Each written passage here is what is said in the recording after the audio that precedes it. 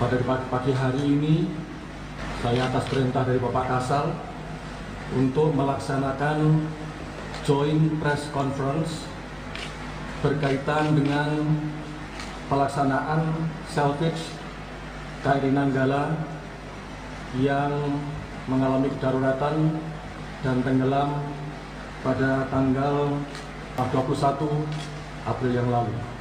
Karena ini adalah merupakan joint press conference, saya didampingi oleh Atase Pertahanan Tiongkok Senior Kolonel Chen Yongjing.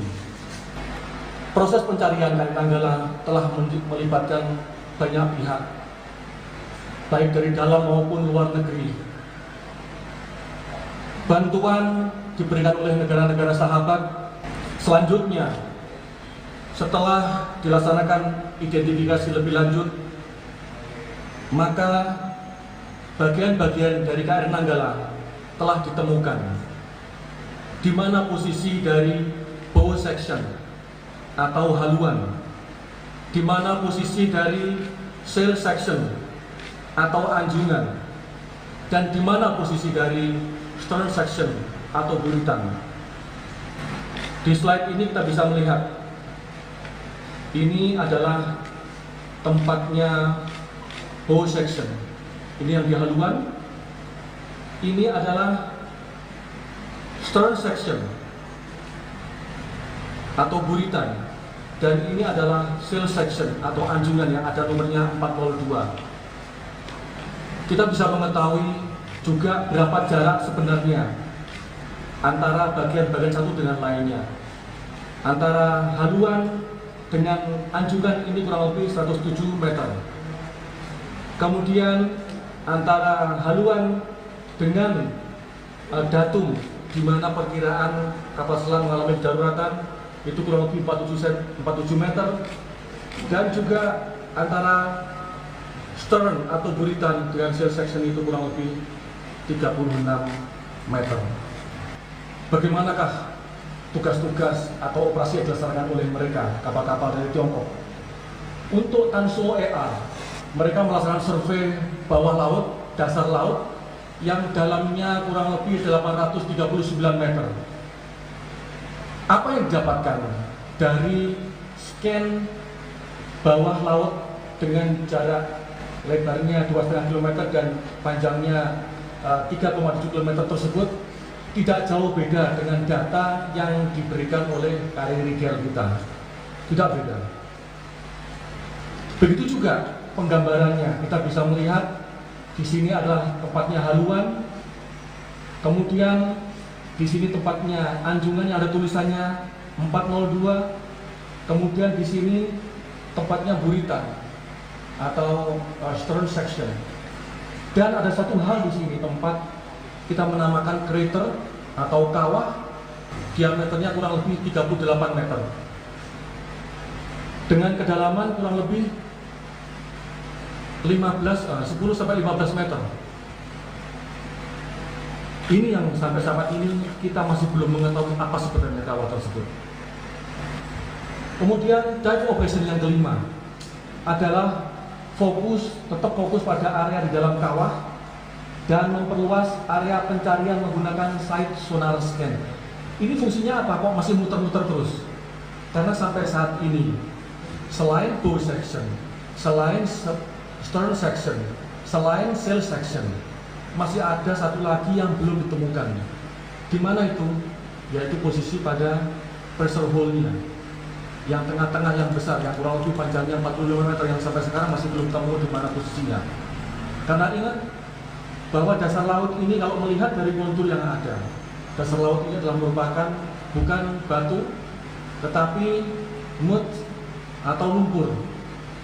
Sehingga mengapa, nanti ada foto-foto juga di sana yang saya sampaikan, sehingga mengapa bagian-bagian dari sail section tadi itu, stern ataupun bow section itu ada bagian-bagian yang tertimbun oleh lumpur yang ada.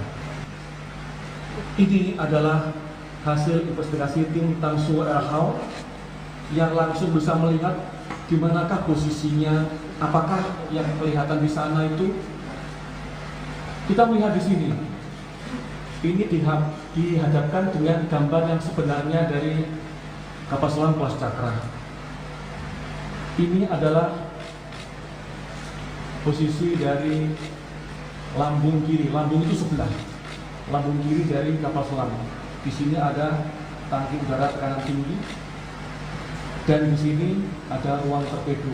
Ruang torpedo di haluan sini juga, di depan sini, di tengah-tengah. Ini adalah yang bagian haluan, bow section.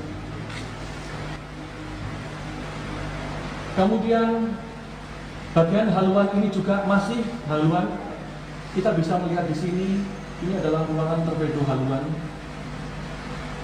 Jadi kalau melihat di sini, berarti ada patah di depannya pintu masuk untuk masuk ke kapal selam. Jadi yang saya gambarkan kemarin, bahwa ini anggaplah ini kapal selam, ini yang ini depannya, ini yang belakangnya. Maka di sini yang putih, ini anggaplah putih, ini adalah pintu untuk masuk. Pintu untuk masuk orang ke dalam kapal ini. Maka yang patah adalah di sininya, di depannya sini. Karena di sini adalah batas antara pintu masuk ini dengan torpedonya. Di sini ada patahnya di situ. Ini kalau kelihatan dari sininya. Kemudian ada cylindrical hydrophone array, dan kelihatan ini salah satunya di sini. Ini ada di depan ini, di depan sini, di sini.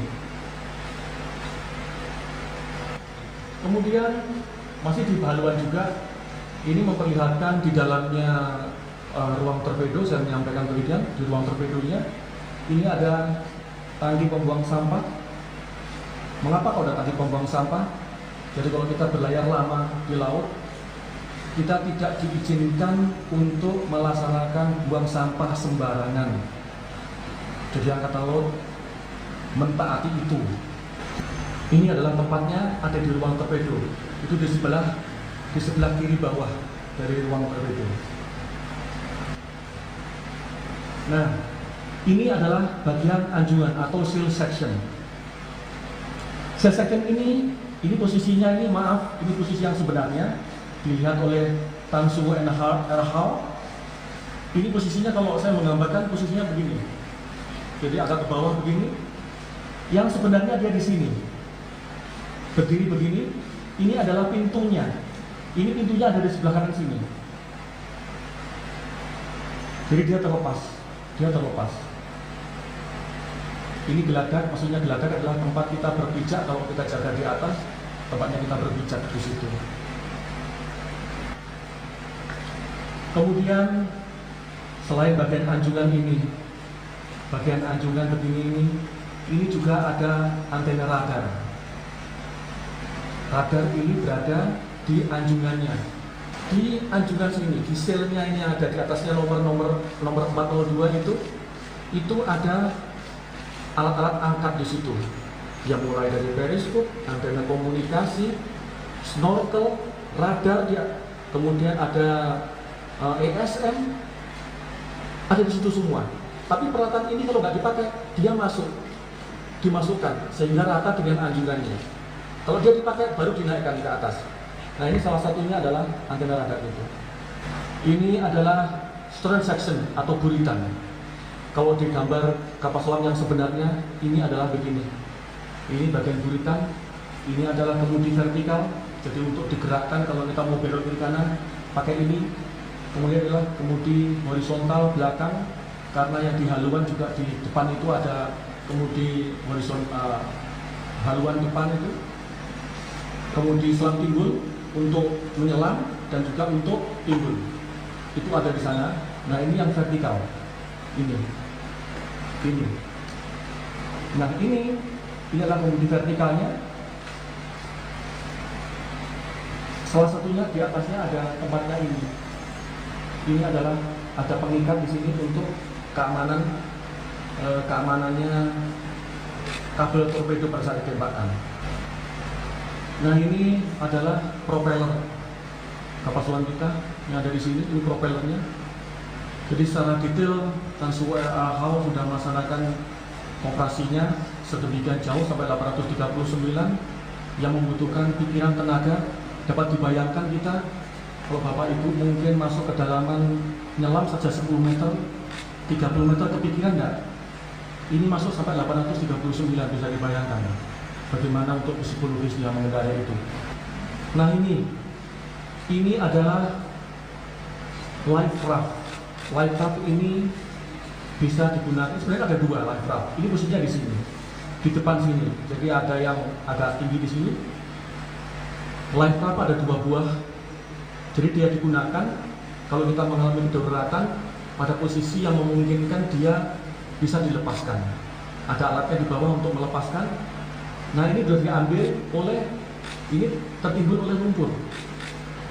Sama Tansu Air How sudah ditali, krim, sudah dinaikkan. Maaf tidak saya bawa ke sini karena beratnya kurang lebih 700 kg. Satu buah ini ada di sini ini. Ini untuk misalnya kapal kita mau, personel kita mau escape, maka itulah nanti akan diikuti ke atas, kemudian dinaiki ke atasnya kapal ini untuk life raft ini. Tadi yang saya sampaikan, Tansuo Air How sudah mengangkat bagian life raft KM Nanggala. Posisinya sekarang ada di KRI Teluk Banten, sudah kami simpan dengan baik sebagai bukti bahwa kapal-kapal dari negara sahabat kita dari Tiongkok sudah melaksanakan tugasnya. Belum ada bagian-bagian besar lain yang diangkat. Maksud saya seperti bow section, sail section, stern section itu belum bisa diangkat sampai sekarang. Lokasi badan tekan atau pressure hull secara pasti belum dapat digambarkan. Kami hanya memperkirakan saja saat ini. Mungkin posisinya, saya ulangi, mungkin posisinya ada di kawah tersebut, di crater yang berdiameter 38 meter dengan kedalaman mungkin kurang dari 10 sampai 15 meter kedalamannya. Itu pun masih belum bisa masuk ke dalamnya karena memang situasinya sulit untuk bisa ke sana. Juga masih belum tahu apakah yang ada di kawah tersebut. Sudah beberapa kali ini Tansuo Air How mencoba melaksanakan pengangkatan sail atau anjungan. Mereka memperkirakan bahwa beratnya sail atau anjungan ini adalah kurang lebih 18 ton. Bayangkan 18 ton dibawa dari bawah diangkat ke atas. Yang memasang adalah robot, bukan manusia, pakai sling, staldrad, dikaitkan di mana-mana tempatnya itu untuk mengangkat. Hari pertama pengangkatan setelah masang-masang semua sudah oke, dipasang, putus slingnya, tidak mampu. Dengan perkiraan sling-sling yang dipasang tersebut, mereka memperkirakan mampu mengangkat 18 ton. Ternyata putus. Sehingga mengapa mereka mengkalkulasi ulang. Tidak mungkin kalau beratnya 18 ton. Jadi mungkin lebih dari 20 ton. Sehingga mengapa saat ini mereka masih berusaha untuk memasang seling-seling yang ada dengan penambahan seling yang ada. Jadi saat ini mereka masih berharap mempunyai kemampuan untuk bisa mengangkat sail anjungan itu atau stern section atau bagian bulutan. Rekan-rekan semuanya tidak mudah untuk mengangkat itu karena kedalamannya yang demikian, dan mereka memperkirakan bahwa sail yang masih ada radarnya tadi itu mungkin masih tergabung atau terikat dengan badan-badan yang lain, sehingga mengapa beratnya yang seharusnya itu adalah hanya anjungan saja. Kemudian barang-barang apa saja yang telah kita ambil ini juga sudah kita displaykan beberapa. Ini mulai dari antena ESM, ini yang saya sampaikan di sini. Kemudian pelindung kabel torpedo, media yang dapat kami sampaikan